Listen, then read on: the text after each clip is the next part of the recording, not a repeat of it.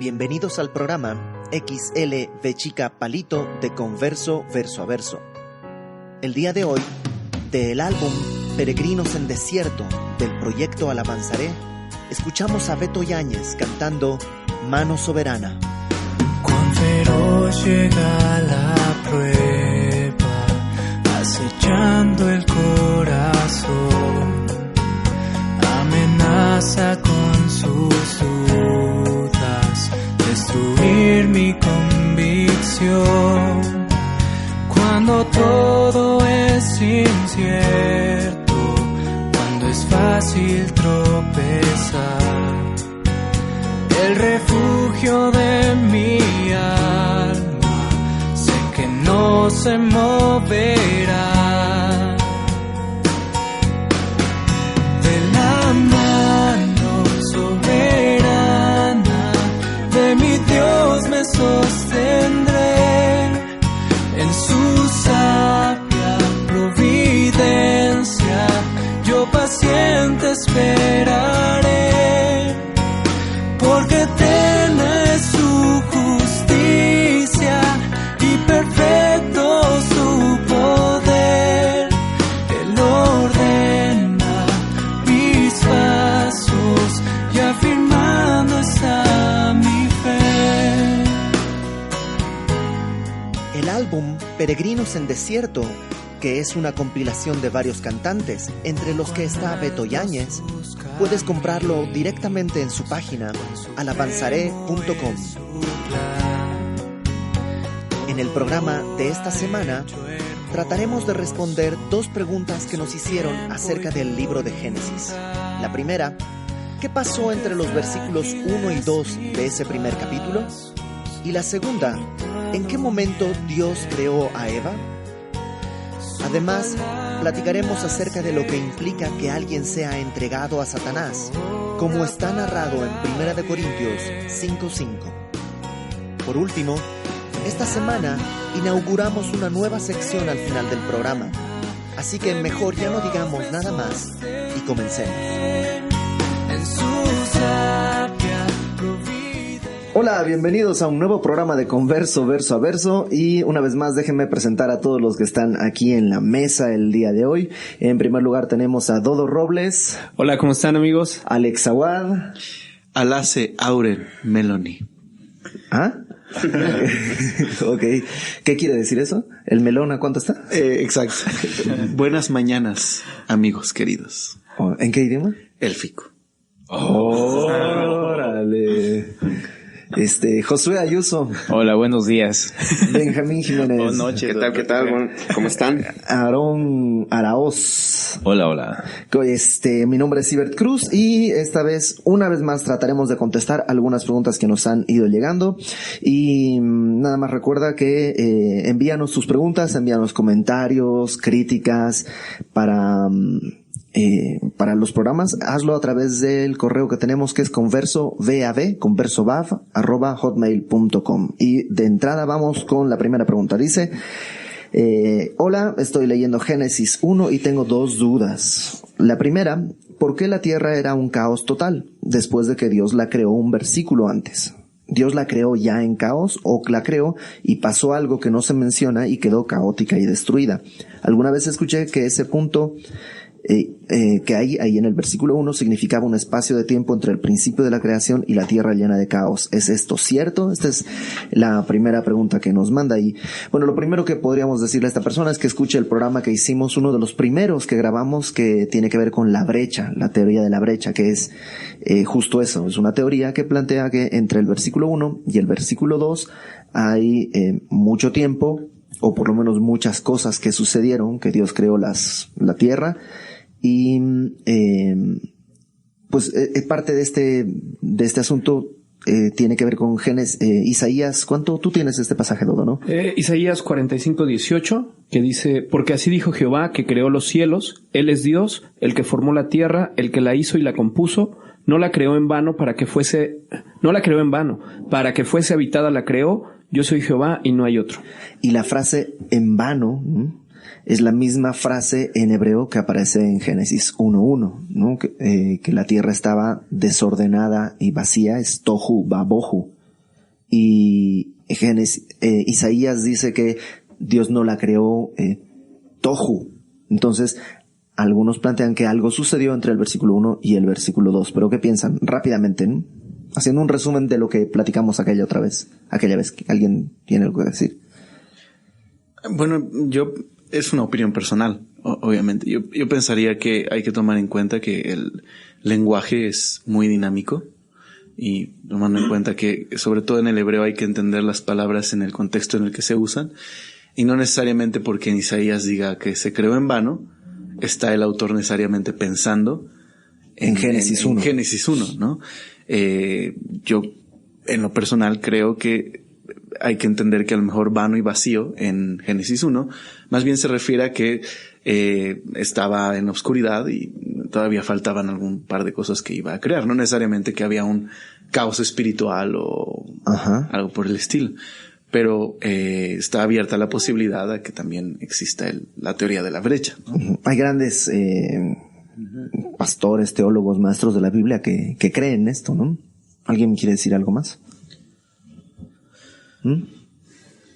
Pues, bueno, nada más así como hay, como decías, grandes maestros y pastores que creen esto, también hay la otra postura, ¿no? Y la otra postura tiene mucho que ver con la interpretación del texto, la manera en que está escrito, la forma en que está escrito y que pareciera ser que realmente el texto hace alusión a días de 24 horas, ¿no? Exacto. Porque habla de mañanas y tardes y por eso es que muchos creemos en en los días literales de Génesis, ¿no? Exacto. Es sí, como el otro lado de... Si le damos validez a la teoría de la brecha, por lo menos entre el primer día y el segundo día no hay un día literal, ¿no? Hay una gran cantidad de Exacto. años o... Y a mi opinión, muchas veces es mi opinión, ¿no? Grandes maestros enseñan y como decías, la teoría de la brecha, pero a veces esto surge también como tratando de dar respuestas a opiniones, por ejemplo, o contradicciones que supuestamente hacen ver como científicos de evolucionistas, bueno, Ajá. ¿no? O sea, como tratar de acomodar y decir, bueno, sí, no es que existió de la nada, sino hubo un periodo. Pues creo que ese es mi punto de vista, ¿no? Pero como decía Alex, cabe considerar estas otras teorías, ¿no? Que así le llaman, ¿no? De hecho, teoría de la brecha. Exactamente. Entonces, no sé. Yo creo personalmente en los 6 días literales. Uh-huh. Sí. Y creo que no es un tema que tiene que dividir una iglesia o algo así, ¿no? Entonces, las posturas básicas creo que las tocamos en ese capítulo. Busca ese programa, no recuerdo cuál será, pero está al principio, se llama La Brecha, en Converso Verso a Verso, y ahí me parece que Lenin explica con más detalle qué es eso, ¿no? La segunda pregunta que nos manda esta misma persona dice, ¿Dios creó a Eva el mismo día que creó a Adán? Me surge la duda porque en el verso 27, Génesis 1:27, dice que hombre y mujer fueron creados dentro del relato del sexto día. O puede ser solo un comentario insertado para confirmar que hombre y mujer fueron creados por Dios y simplemente Eva fue creada un tiempo después de haber creado a Adán. Muchas gracias por sus comentarios. Dios les bendiga. Son de gran bendición y muchas gracias.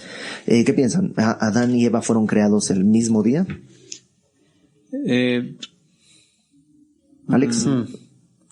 Es una pregunta muy interesante. O sea, algo que algunas personas sostenían tiempo atrás es que Génesis 1 había sido escrito por un autor y Génesis 2 había sido escrito por un autor diferente.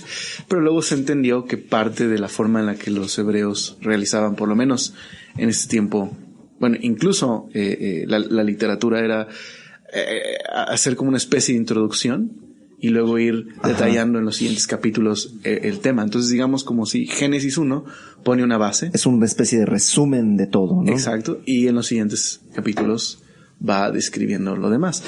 El texto no nos dice necesariamente como que en el mismo día que fue creado Adán, fue creada Eva, pero es muy probable. No sé si hay algún texto en el que podamos...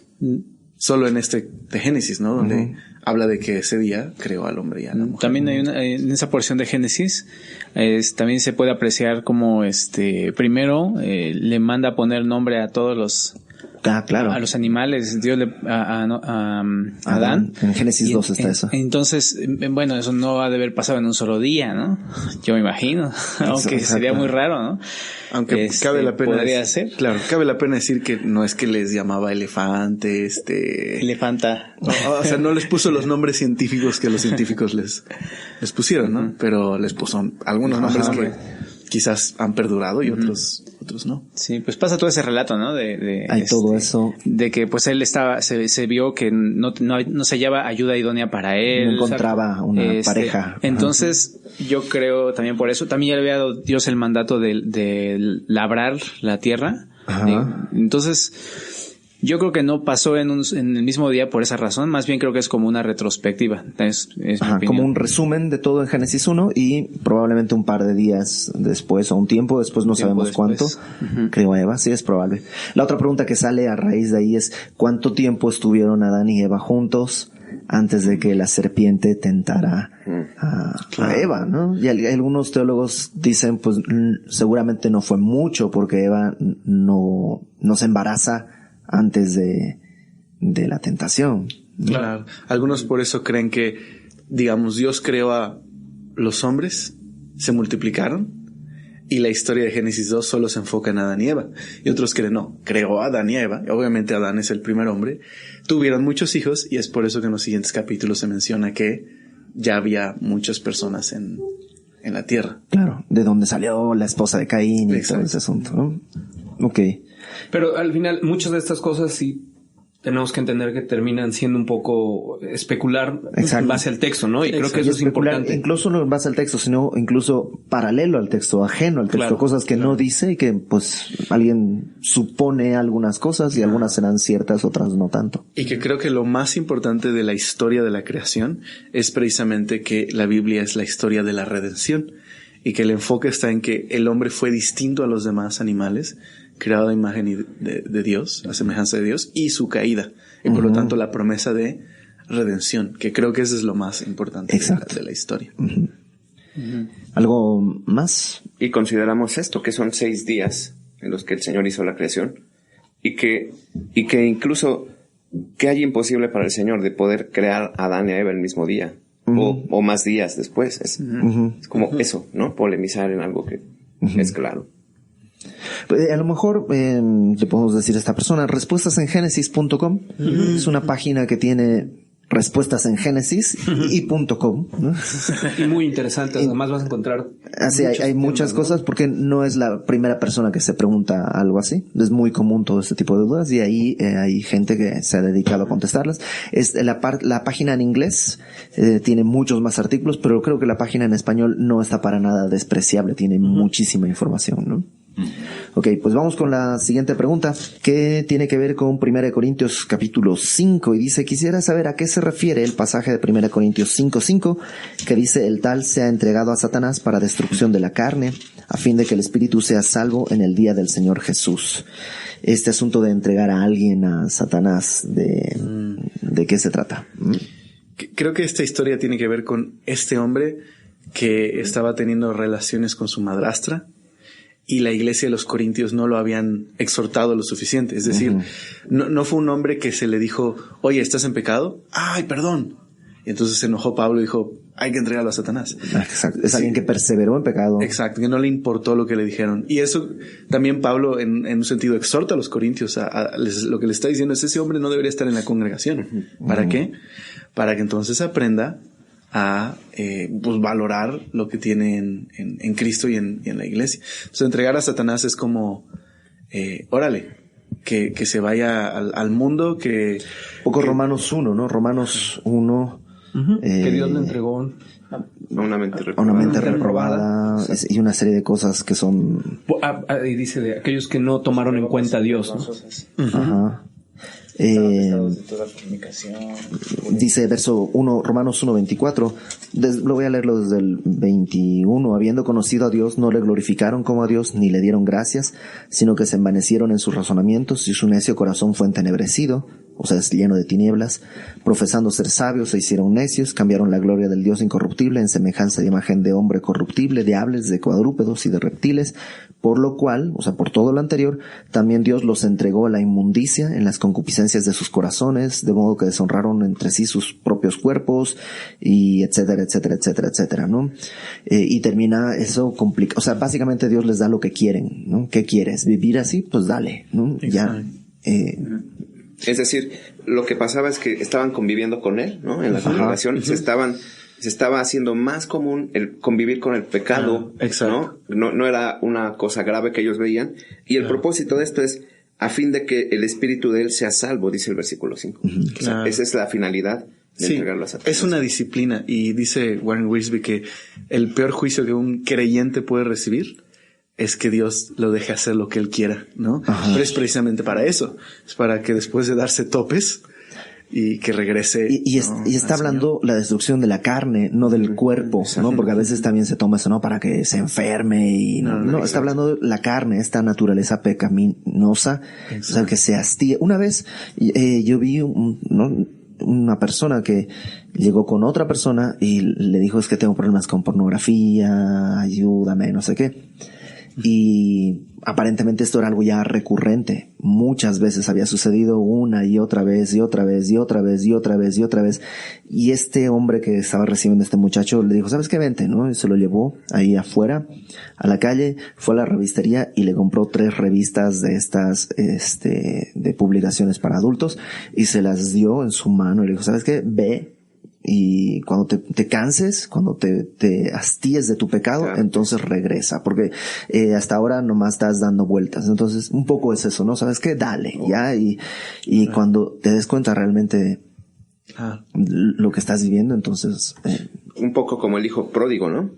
Un poco. Que se vuelca y vuelve en sí, se da cuenta en la condición en la que está, realmente. Regresa. No es el juicio de un juez a un criminal, sino de un padre amoroso que quiere rescatar a su hijo, ¿no?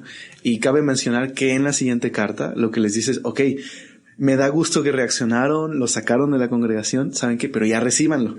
Aunque, Lenin te lo diría que no está hablando realmente de la misma persona. Muchos piensan que sí, pero por todo el contexto probablemente es otro caso. Aprendieron la lección. Aprendieron esto. Aprendieron eso, puede ser. Y demasiado bien. Demasiado. En todo caso, entregar a Satanás es algo que lo hemos visto. No es un ritual, o sea, no es que se reúnen los pastores y hacen un pentagrama y prenden velas, Satanás, te entregamos. No, sino quiere decir, ¿sabes qué? Cortamos la comunión con esta persona y que vivan las consecuencias de su pecado, ¿no? Exacto. Muchas veces se tiende a querer cuidarlo y justo eso, no dejarlo que se vaya y se dé de topes, ¿no? Muchas veces caemos en este error de jalarlo y jalarlo y no dejar que se vaya, ¿no? Y esto es justamente confiar en el Señor, soltarlo y dejar que es pensar que nosotros somos más buenos que Dios. Y también es pensar que eso no sería amoroso, cuando puede ser lo más amoroso que puedes hacer por alguien, porque quizás de esa manera va a poder abrir los ojos y reaccionar. En Hebreos, ¿no? También nos platica cómo la disciplina parece que no es de mucho gozo al principio cuando uno la recibe, pero después produce fruto apacible de justicia, ¿no? Judas dice, lo estudiamos en un 7x7 este año, ¿fue este año? Sí. Que dice en el verso 23 de Judas, ¿no? A otros salvad arrebatándolos del fuego. Eso es cuando alguien está realmente en pecado y pues sí, tratas. Pero si no se quiere dejar arrebatar, o sea, si lo sacas del fuego y se vuelve a meter y se vuelve a meter, dice, de otros tened misericordia con temor, aborreciendo aún la ropa contaminada por su carne, ¿no? Y y el pastor Fermín lo explicó muy bien aquella vez, 7x7 del 2015, ¿no? Que era para que se avergüencen de su pecado y regresen. Porque al final de cuentas ese es el objetivo. No es que hoy no queremos soportar este tipo de personas, no es digno de nuestra iglesia, sino todo lo contrario, lo que queremos es que sea salvo, que se arrepienta, ¿no? Okay. Exacto, y no sucede inmediatamente. O sea, lo del caso anterior es decir, es una restauración, es confiar en el Señor, es esperar en el Señor. Pero si estás practicando el pecado, esclavo eres del pecado y estás ahí todo el tiempo. Y hay que dejar que beba el resultado de eso.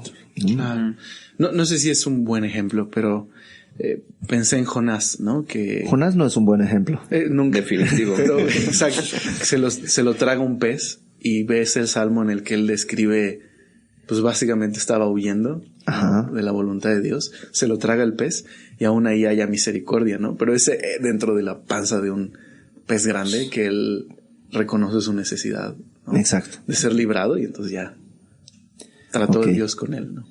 ¿Algo más que añadir? Pues vamos con la sección que vamos a inaugurar a partir del día de hoy, que tiene que ver con recomiéndanos un libro. Y entonces, si es que hemos sido favorecidos, en este momento debería entrar algún tipo de cortinilla o algo así. Recomiéndanos un libro. En esta sección que estamos inaugurando el día de hoy, vamos básicamente a recomendar algún libro a la gente que nos está escuchando. Y el día de hoy Alex tiene una recomendación. Platícanos, Alex, ¿qué libro es? El título del libro es ¿Cómo debemos vivir entonces? Es del autor Francis Schaeffer. Ajá. Y básicamente lo que hace el libro es un análisis de la cosmovisión cristiana versus todas las demás cosmovisiones a lo largo de la historia del hombre, desde el periodo romano hasta lo que él le llama la era sin razón, hasta el día de hoy. Básicamente lo que compara es la cosmovisión cristiana, la visión del mundo cristiana que pone al Dios infinito personal como el fundamento para la ética, para el valor individual, la libertad del hombre, los derechos, versus todo lo que los hombres han puesto como fundamento, ¿no? El poder de los romanos, los dioses griegos, en el humanismo, ¿no?, religioso, pues al hombre como el centro. Entonces va analizando cada una de esas y cómo realmente no existe en el ser humano ningún fundamento último para la moral, para el significado y el propósito de la existencia. Solo la perspectiva cristiana de la vida le da precisamente al hombre un valor absoluto para tratar bien a su prójimo, para desarrollarse como sociedad. No hay en otra cosmovisión. ¿Cómo debemos vivir entonces? De Francis Schaeffer. Exacto. Ese libro podemos vivir entonces. ¿Está en español? ¿En inglés? En digital, ¿verdad? Está en español, en digital. Y hay unos videos. ¿En digital para Kindle, Amazon? Kindle y Adobe Reader. Ajá, como PDF. Como PDF. ¿Y ese como PDF está gratuito o está...? Gratuito, sí. ¿Dónde lo consiguen? Pues en realidad ya lo puedes encontrar en varios blogs o... Con que googlees. Exacto. El título, y te van a encontrar varias opciones para descargarlo, algunas páginas de sitios cristianos que van alojando libros. Muchos de ellos son PDFs que no existen físicamente, entonces los tienen ahí vas a poder bajarlo. Y hay unos videos en YouTube también, si los quieres ver, están... ¿Cómo? ¿Y están en español los videos también? ¿Subtitulados? Hay subtitulados. Está padre porque es el mismo Francis Schaeffer, hizo una serie basada en este libro. Básicamente lo que hace es tipo el Cosmos, pero en cristiano. Decir el texto del libro y lo van montan algunas imágenes, todo muy padre. Muy bien hecho, muy bien producido, muy sencillo, claro de entender. Te deja analizando eso, el cómo debemos vivir entonces y cómo los cristianos tienen una respuesta a la Biblia tiene una respuesta. Y lo interesante es que Francis Schaeffer, al ser un autor, pues estamos hablando de los años 70, pero cuando tú lo lees te das cuenta que es un autor actual. O sea, lo que está escribiendo y lo que está escribiendo es válido para hoy en día, ¿no? 40 años después. Exactamente. Casi 50 años. Muchos decían, y muchos dicen que Francis Schaeffer fue un autor adelantado a su época, ¿no? Por todo lo que él describía. Y cuando tú lo lees te das cuenta que está describiendo nuestra sociedad y lo que estamos viviendo hoy en día, ¿no? Exacto. Right. Y su acercamiento es muy interesante, es muy amoroso. Algunos le llamarían, es un método inductivo, es decir, no es agresivo con la persona, no trata de imponer la cosmovisión cristiana, sino simplemente analiza la cosmovisión cristiana a la luz de otras cosmovisiones para mostrarte, esta tiene fundamentos, esta tiene ¿Cómo debemos vivir entonces? ¿Cómo debemos vivir entonces? Francis Schaeffer, videos en YouTube, lo consiguen en Kindle, Amazon o en algunas otras páginas. Ok, este libro lo pondríamos dentro de los libros de apologética o dentro de los... Apologética y vida cristiana. Ok, pues bueno, ahí está esta recomendación. ¿Algo más que decir los demás, muchachos? Pues cada quien vaya preparando su libro para las próximas semanas, lo que querramos recomendar. Y pues vamos a despedirnos con alguna forma de contacto, como siempre, querido Dodo Robles. Precisamente me pueden encontrar en Twitter como Dodo Robles, @Dodo Robles, y qué gusto estar aquí. Hace ya varias semanas que no estaba. Bueno, sí estaba, pero... Estabas del otro lado del vidrio. Exactamente. Estaba con los encinos, pero ya regresó. Aaron. En Face me puedes encontrar como JAAT. Ok. Benja. En Twitter, @Benjas1207. Josué. Aquí en la iglesia, en vivo y a todo color. Ok. Axel. Puedes encontrarme vía Twitter en @AlexAguadH. Namarie. No a María. No puedo evitarlo. Nos debes un post. Acerca de las traducciones de la eficaz. Mi nombre es Ibert Cruz, en @Ibert Cruz en Twitter y en Facebook igual, Ibert Cruz. Nos vemos en una próxima oportunidad y que Dios les bendiga. Adiós. Bendiciones. Bye bye. Adiós. Adiós. Venga lo que venga, prevaleceré. Dios es mi esperanza, su promesa es fiel. Venga lo que venga, prevaleceré. Dios es mi esperanza, su promesa es fiel. De tu mano soberana, oh mi Dios, me sostendré. En tu sabia providencia, yo paciente esperaré. Porque eterna es tu justicia y perfecto tu poder. Tú ordenas mis pasos y afirmando estás mi fe.